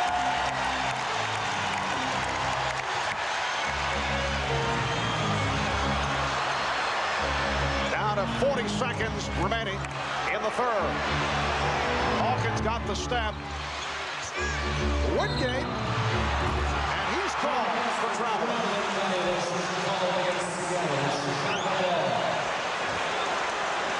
Seattle's right back in this game. Just down 12. The crowd is on the edge of their seats. You can just hear them, feel them breathing down on your necks here. The offense has really picked up. This is Seattle's Sonic basketball. But this is as tough and intense a defense as you'll see all season long from two teams on the same floor. Bill Wennington with a second field goal. It's the Bulls 75, the Sonics 61. 10 seconds to go in the third quarter. Down to 5. Wingate. And that is it for the third quarter. Seattle outscored Chicago 23-13 to get back into it. Trailing by 24 at the half, trailing by as many as 26. It is now a 14-point game. Bill Wennington with the corner jump a moment ago to extend that Chicago lead. Dennis Rodman sitting out a good portion of this third quarter. We'll be back with the fourth after these messages and a word from your local station. Copyrighted telecast of the National Basketball Association may not be retransmitted, reproduced, or rebroadcast without the express written consent of the NBA.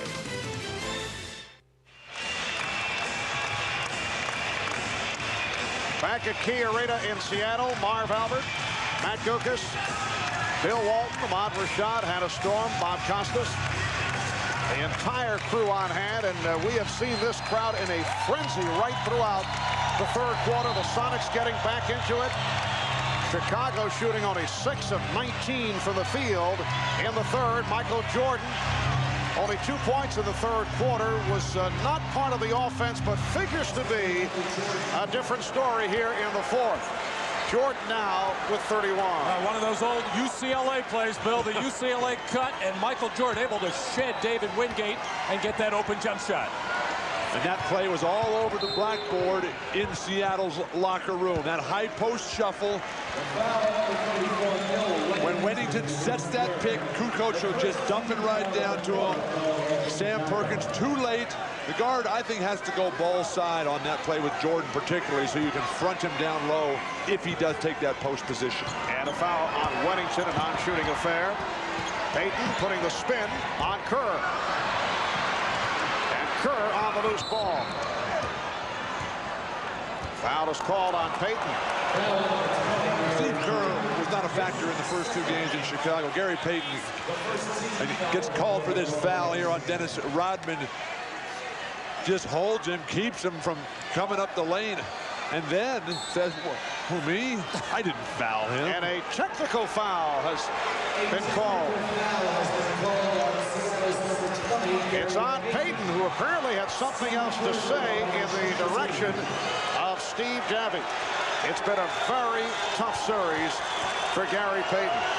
In game 2, he shot only 6 of 15. Game 1, played 47 minutes, only 6 of 17 from the field. And it's hard to understand what he could possibly be complaining about. He clearly grabbed Dennis Rodman. It was a good call. Bulls by 17. And Kukoc took the hit. Met by the double team of Shrimp and Wingate. Foul on David Wingate. And Gary Payton continues to glare at the official Steve Javie, who called the technical foul on him. That will not help his cause one little bit. Jordan with the pull-up. Yes! And a count. Foul committed by Wingate. And Jordan to the line. So kind of a restful third quarter for Michael Jordan, who is certainly right back to it. It just appears as if the Bulls and Michael Jordan can do whatever they want, whenever they want. Seattle comes back, plays their best basketball of the series in the third, and right away, Michael Jordan says, hey, just give me the ball and get out of the way. Jumper in your face. And hey, Frank Brickowski was not a catalyst by any means, but he did give the Sonics a different look. More physical play and seemed to give the team a lift. I'm a little surprised he's not in there right now. And this call away from the ball. Rodman. Push on Kemp. That's 4 on Dennis Rodman. about Dennis Rodman, who plays very tough low-post defense and has that habit of snapping that neck back. Nobody ever hits him in the face when he does that. That was not a defensive foul on Dennis Rodman. And another one on Dennis Rodman. And that's 5 on Rodman. Luke Longley walking over to the scorer's table. He will come on for Rodman. Rodman and Kemp underneath the basket. Hard to see where that foul is on Dennis Rodman. Sean Kemp initiated everything. This points out the problem that Ron Harper not being available today, just not the regular rotations to keep Kukoc in the front court. But obviously the Bulls have managed despite that. It helps when you have Michael Jordan on your team in a lot of different respects. A 20-point Chicago lead. Kukoc for 3. And Perkins with the box out. Shrep had to save that lead thrown by Payton.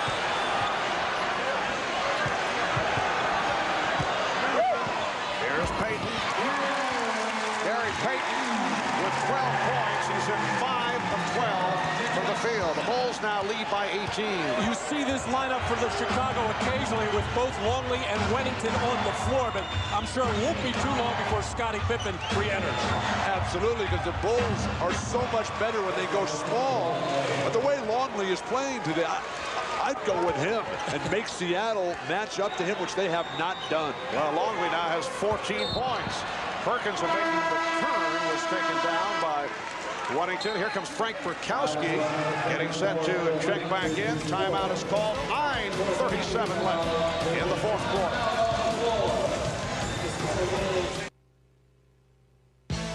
Miller, where great taste runs in the family, brings you Miller Moments. Tonight's Miller Moment took place 11 years ago this evening. The Los Angeles Lakers defeating the Boston Celtics, Game 6 of the finals, to take the 1985 NBA title. Kareem Abdul-Jabbar led the way for the Lakers and was named the series' most valuable player. In recognition of that moment, Miller Brewing Company will donate $1,000 to the Thurgood Marshall Scholarship Fund. And at 38 years of age, Kareem, the oldest player ever to win the MVP award. That was the 8th time the Lakers met the Celtics in the finals, and the first time that they ever beat Boston. 9.5 remaining in the fourth quarter. Game 3 of the NBA Finals. The season very much on the line for the Sonics, who are trailing here by 20 points. The Bulls with a burst at the start to take the energy out of the crowd. Michael Jordan with a sensational first half. The Sonics able to get back into it in the third quarter.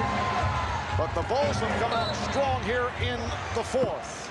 And a foul is called against Seattle. The high point man of the game is Michael Jordan. Jordan with 34 points. Sean Kemp just picked up his 4th personal foul, and it will put Luke Longley at the line. Luke bouncing back very nicely here in Game 3. In Game 2, he had as many stitches as he did points and rebounds combined, 5. But he came out in this first quarter and really made a statement offensively, much as he did in Game 1. That's not a good day when your stitches outnumber your points and rebounds combined. But that play all set up by Tony Kukoc. Sean Kemp has not shown an ability to contain him on the perimeter. Tony in Game 1 and 2 was critical at the decisive moments. That play again, setting it all up with penetration.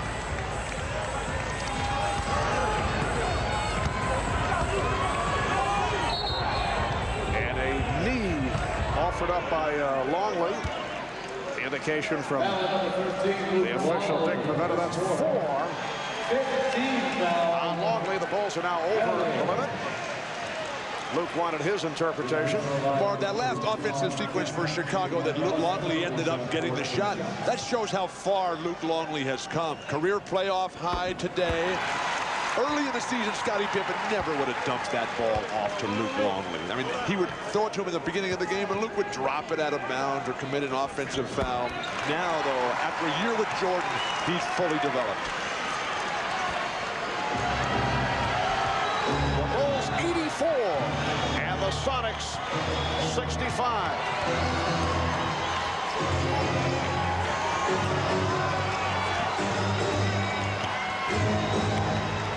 Down to 5 on the 24. Pippen for 3 with 2 seconds remaining on the clock. And Pippen, as soon as he came off the bench with Rodman going out with 5 fouls, Scottie gets a big rebound, a couple of nice passes, and a huge 3. Scottie Pippen with 12 points. And Scottie has done it once again in a number of departments. 8 rebounds, 8 assists. Although he has not shot well at 5 for 14. Marv with the Bulls. Oh, Longley off the penetration again. Kemp can't keep him under control. George Karl needs another timeout. What a game for Luke Longley. 17 points for the product of Australia. 7:55 to go in the 4th quarter. And the Bulls now lead 89-65. That's Pippen from 3-point range with the shot clock running down. We'll be back at the Key Arena in a moment.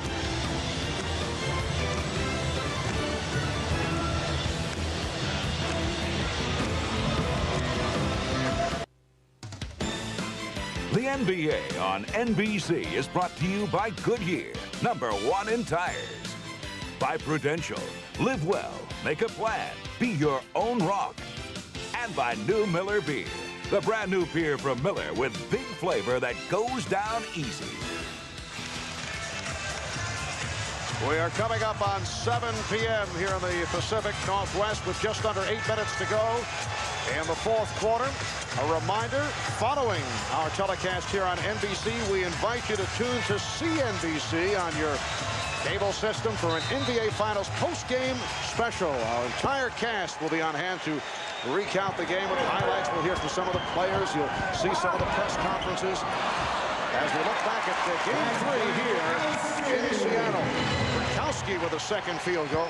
That's the NBA Finals post-game special immediately following the game on CNBC. The Bulls with an 89-67 lead. Longley. And he was fouled. Marvin, it's so special to watch this Bull team, which is truly unique in a lot of different ways. But when they pass the ball, when they get rid of the ball, they just keep moving. So many teams stand and watch. So many teams feel that or players, if they don't have the ball, they're not doing anything. These guys are always in motion, moving away, setting screens, coming back to the ball. A thing of beauty to watch. Well, they are the only team in the league that runs this triangle offense to this degree. And with the spacing involved and with all the cuts and with all the backdoor type of passes, it affords all that kind of movement. Luke Longley must love this Key Arena. He had his career high, right. Even though the Bulls have lost that game early in the year, he had a career high on 21. How about a career move he's gone for the Minnesota Timberwolves, where he lost 67 games back in 91-92 to the NBA Finals. I think he likes Michael Jordan, not so much the Key Arena. Longley called for that tripping foul that put Gary Payton on the floor. Well, that's a good foul by Longley. Still sporting the bandage from the 5 stitches. The little guard comes in and sets a screen on you. You can't let that happen. And here's Dennis Rodman back. Longley with a playoff career high of 19 points.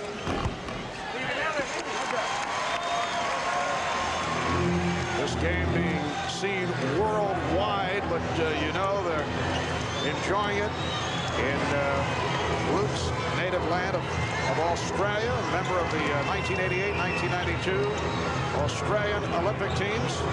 Is certainly his finest moment as a professional. And Jordan fouled by Hawkins, and Rodman and Gronkowski getting involved.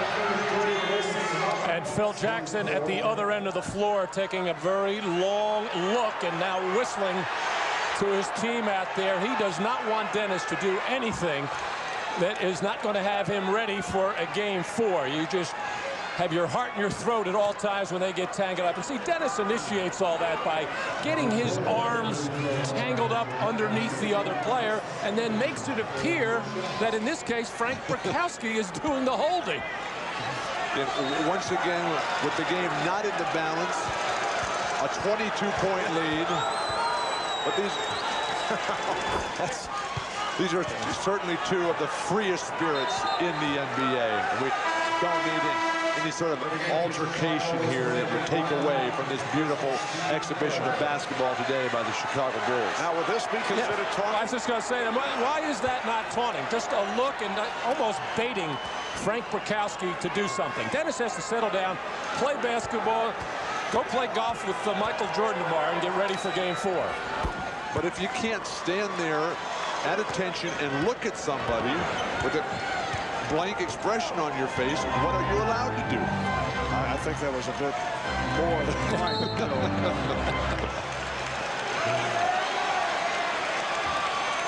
And a foul on Pippen. That is his 3rd. Bulls are over the foul limit.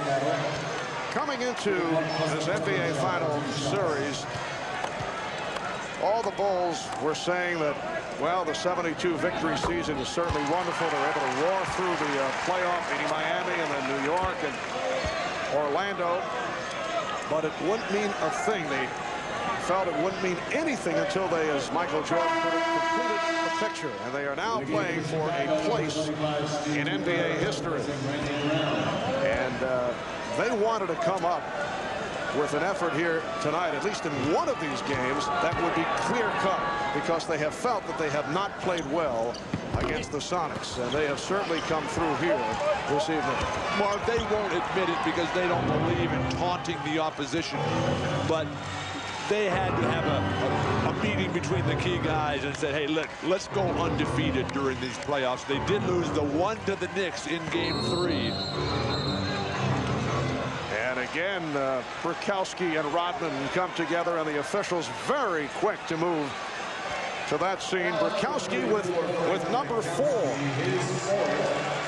Rodman flashing to the ball. No need to overplay or try to deny him. Dennis is not looking to swing that sky hook across the middle. Gary Payton doing a lot of trash talking. Needs a little bit more game to back that talk up. Gary Payton coming in as a brilliant player, over 20 points a game. In the series, he's got 40 points total in the series. That's the story tonight. Jordan, 11, 22, 36 points. And Payton only 5 of 13, 14 points, along with 8 assists. You mentioned the playoff run, Bill. Well, the Bulls on their way to making it a record of 14-1 in the playoffs. And Jordan able to box out Kemp. In traffic, going up with one of the best rebounders in the league, Shawn Kemp. As both Jordan and Pippen, with Rodman in and out of this lineup throughout the game, have both gotten much more involved in the rebounding area, as they tend to do when Dennis is not getting a whole bunch. Shot clock down to 4. Jordan.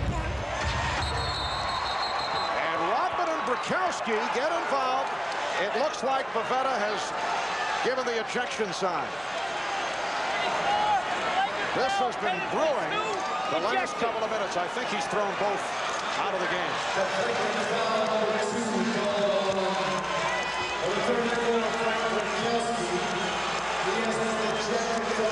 Brickowski ejected, flagrant foul 2. I thought Pavetta indicated that both were tossed. Let's see. Well, this has been brewing ever since these two have gotten on the floor there, as this time Brickowski does get that forearm and elbow right into the Adam's apple of Dennis Rodman. But George Karl, who was ridiculing Rodman for all the things that he was getting away with after Game 1. Had nothing but praise for Dennis Rodman after Game 2. I think we're going to hear more ridiculing after this one. Dick Bavetta gave a succession of thumbs, but apparently he was making it clear that it was Bukowski who was gone, and Rodman remains, and now he and Kemp are having words. Very difficult for George Karl to ridicule the starting power forward, leading rebounder in the series when you're down 3-0. 5:45 remaining in the fourth quarter.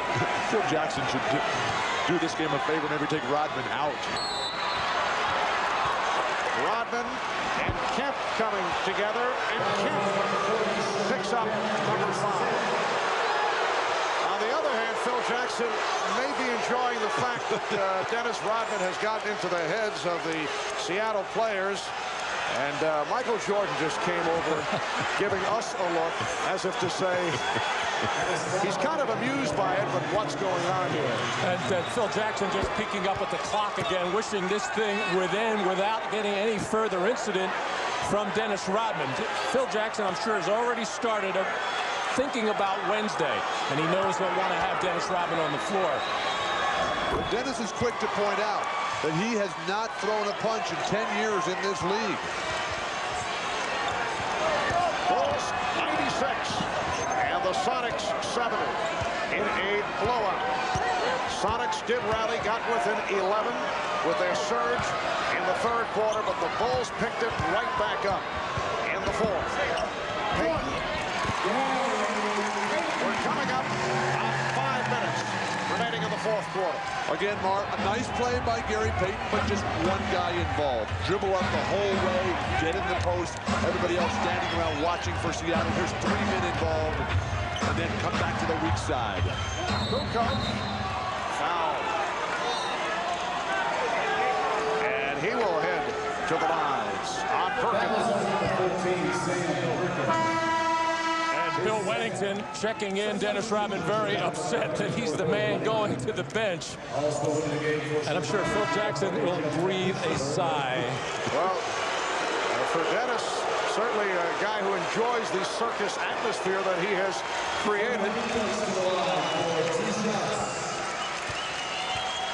But there's no question that he has bothered the Seattle Supersonics, along with what has taken place on the scoreboard. That is a contributing factor.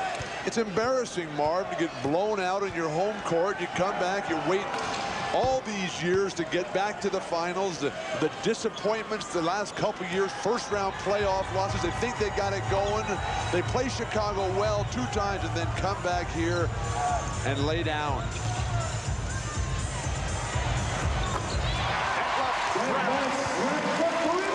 His best game of this series, very quiet in games 1 and 2, 16 for Shred, and the Bulls now lead 98-75. The last time the Bulls were here in Seattle was back on November the 26th, and the Sonics beat the Bulls in a come-from-behind effort.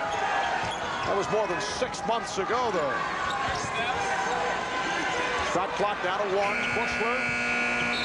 It's a 24. Well, I wouldn't say the Seattle team laid down in any way, shape, or form. They just got hit by a buzzsaw at the start of this game, the Chicago Bulls and Michael Jordan, and how he likes to assert himself on the road in these playoff situations. He gets, I think, more pleasure out of winning these games on the road than at home. And Michael will sit it out the rest of the way. That's the final numbers, 11 of 23, 36 points. And he was 11 for 11 at the line. Foul committed by Randy Brown. For Michael Jordan, his high game in this series, and certainly feeling much better about things. He was very unhappy, very frustrated, but about the way he played and about the way the club played, although they beat the Sonics in game 2. And I'm sure it made him feel good and helped the whole ball club by getting after Tony Kukoc about those couple of times where he passed up some shots and jumping on Luke Longley about maybe feeling sorry for himself with those 5 stitches. And I think that definitely picked up those 2 players, and I think it woke the rest of the ball club up as well. plus they've found their rhythm now. They're back to playing every other day now, which is the regular NBA schedule. That long layoff really did hurt them. Nice passing, Scottie Pippen. And Bill Wennington is 3 for 3. He's given the Bulls a 100-78 lead with 3.5 remaining in this fourth quarter. Game 4 here on Wednesday night. 9 o'clock Eastern time, 6 out in the West. Phil Jackson now has Randy Brown and Doug Bushler on the floor, along with Scottie Pippen, Tony Kukoc, and Bill Wennington. But Marvin, look how it keeps going. The flow is still there. Dribble away, pass back up top, screen away, pass to the weak side, spot up jumper. And Randy Brown is 2 for 2, including a 3 earlier. He has 5 points. Bulls 102-78 over the Sonics. We mentioned coming into tonight's game that only 2 teams have ever come back from a 2-0 deficit to win in the NBA Finals. No one has ever come back from 3-0 to win an NBA Final Series. Timeout called. The Bulls certainly enjoying things. 2:43 remaining in the fourth quarter. And it's Chicago 102 and Seattle 78. And as we were headed to commercial, there was a technical foul called on Detlef Schrempf. Detlef was fouled on a three-point jumper a minute or so ago. They didn't call it. The game's over. But he wants to get to that line to shoot his 3 free throws. He's not getting there. Three-point shooting has been a major problem for the Sonics throughout this series, and give the Chicago defense a lot of credit as they have challenged most of them. Obviously, Randy Brown got a piece of the arm on Schrempf on that one, just going by that reaction. But Chicago probably has figured this kind of defense out more than any other team in the league. They will live with some post-up scoring from a guy like Kemp or a guy like Shaquille O'Neal, but they do not want to let the good three-point shooters get off and get going, and then get other people involved and get second shot opportunities, and it has worked to perfection throughout these playoffs. But the versatility of the Bulls, Matt, allows them to change that to whoever they're playing against. The reason that you think you have a chance in the post-up game is that's where they have Longley, that's where they have a short power forward in Dennis Rodman and a poor interior defender in Tony Kukoc. You certainly don't think your game is going to be winning by beating Michael Jordan one-on-one on the perimeter. Wennington, Steve Scheffler and Eric Snow, seldom used players by the Sonics, have taken the floor. So George Karl emptying his bench in these final minutes, and we have now reached garbage time. I don't know, is that possible in the NBA Finals? I guess it is. 2 minutes to go. The Bulls with a 103-80 lead, on their way to making it 3-0 in this best of 7. Steve Kerr going to the left hand. Movement without the ball, a thing of beauty. Schrempf, 105-82.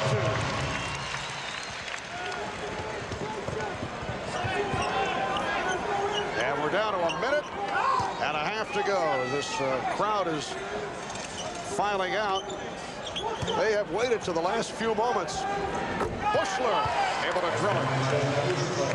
This capacity crowd of better than 17,000 staying to the very end, despite the fact that the home team has been rocked solidly.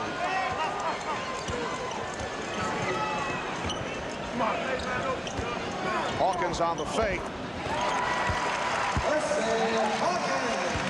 Percy Hawkins with 12. Detlef Schrempf leading the Sonics with 20. Gary Payton with 19, but these numbers are just cosmetic. The Sonics working their way back into it in the third quarters. They came within 11, but the Bulls were able to accelerate once again and recaptured the big lead. Bushler to the line, fouled by Eric Snow, the rookie from Michigan State. Well, it has been a roller coaster ride for these Seattle fans over the last 3 years. Getting knocked out in the first round, the last couple, and then looking like they had that Utah series well in hand, losing Game 5 here at Key Arena, getting blown out at Salt Lake in Game 6, and then barely hanging on to win Game 7. So this crowd has been tantalized and teased. Here's Brown, fouled, hit by Snow, and Randy Brown will go to the line. And again, the questions will surface regarding that man, George Karl, who certainly has not been happy about his contract situation. George Karl did have his contract extended for next year. Would like to have that long-term extension. Of course, Phil Jackson, his contract up at the end of this season. No extension there yet. Down to a half minute remaining in the fourth quarter. 108 to 84. Wingate.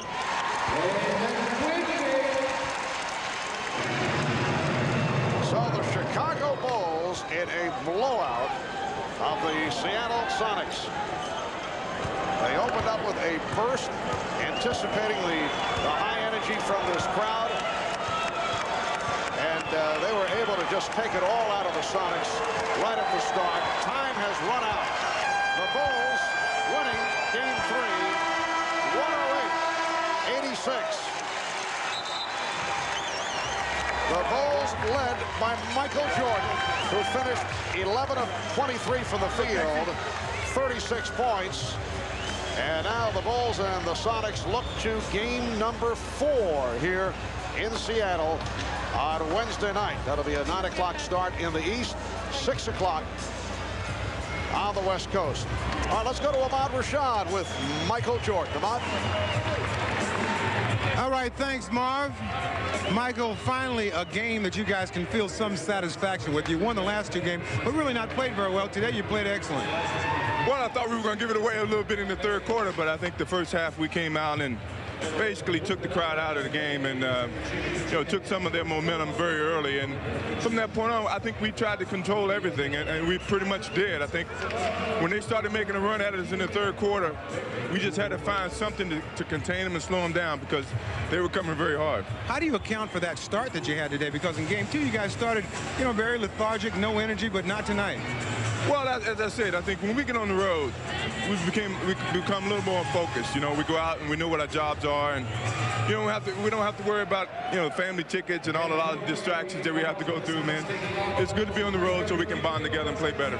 How about your focus? I know in the first couple of games you felt like you were struggling a little bit, but today you came in talking about making a statement. Well, I know this is the Gloves home, and I wasn't going to verbalize any kind of confrontation with them. I was just going to come out and play and let my basketball do all my talking. And I know that the crowd can get very hostile, but me personally, these are the things I like to play at, in the atmosphere that I like to play at. Just come in and focus on basketball and block everything else out. All right, Michael, thanks a lot. Great game. All right, let's go over to Jim Gray, who is with Dennis Rodman. All right, thank you very much, Ahmad. Dennis, you came out and you crushed him in the first 10 minutes of the game. Was that the game plan? Michael Jordan said before the game that's what needed to be done. Well, I look at it like this, all night long I've been saying, I couldn't sleep. I said, we got to get this game. We have to get this game. And Michael, I figured Michael would come out and do his job, and the rest of the supporting cast did theirs too. 3-0. No team in NBA history has ever been able to come back from that deficit. Is this one effectively over? I wouldn't say it's effectively over. I just think that, Seattle have totally got out their rhythm, out their game, because all they're doing now is trying to mess with me, try to get in my head. But they don't understand, though. You can't mess with the master. You can't mess with the master. Well, there was an awful lot of talk going on between you and Shawn Kemp and Gary Payton. What exactly was being said and going on in Bukowski as well? I think George Karl just basically bring Bukowski in and try to mess with me. But you got to understand something. It's the difference between trying to come out there and play basketball and be physical and doing your job. And they're not doing that right now. All they're trying to do is trying to be physical. That's not their game. Will it be a long 3 days for you guys? Is it going to be hard for you to remain concentrated and trying to wrap this thing up? I didn't play all night tonight, so I'm ready to go tomorrow. And the next day, I'm ready to go. Let's do it. Let's do it. Let's get it over with. Hello, Okay, Dennis, Alexi. congratulations. Let's go back to Marv Albert. All right, Jim, you can't mess with the master. We take that away from game number 3. We'll be right back in Seattle after this.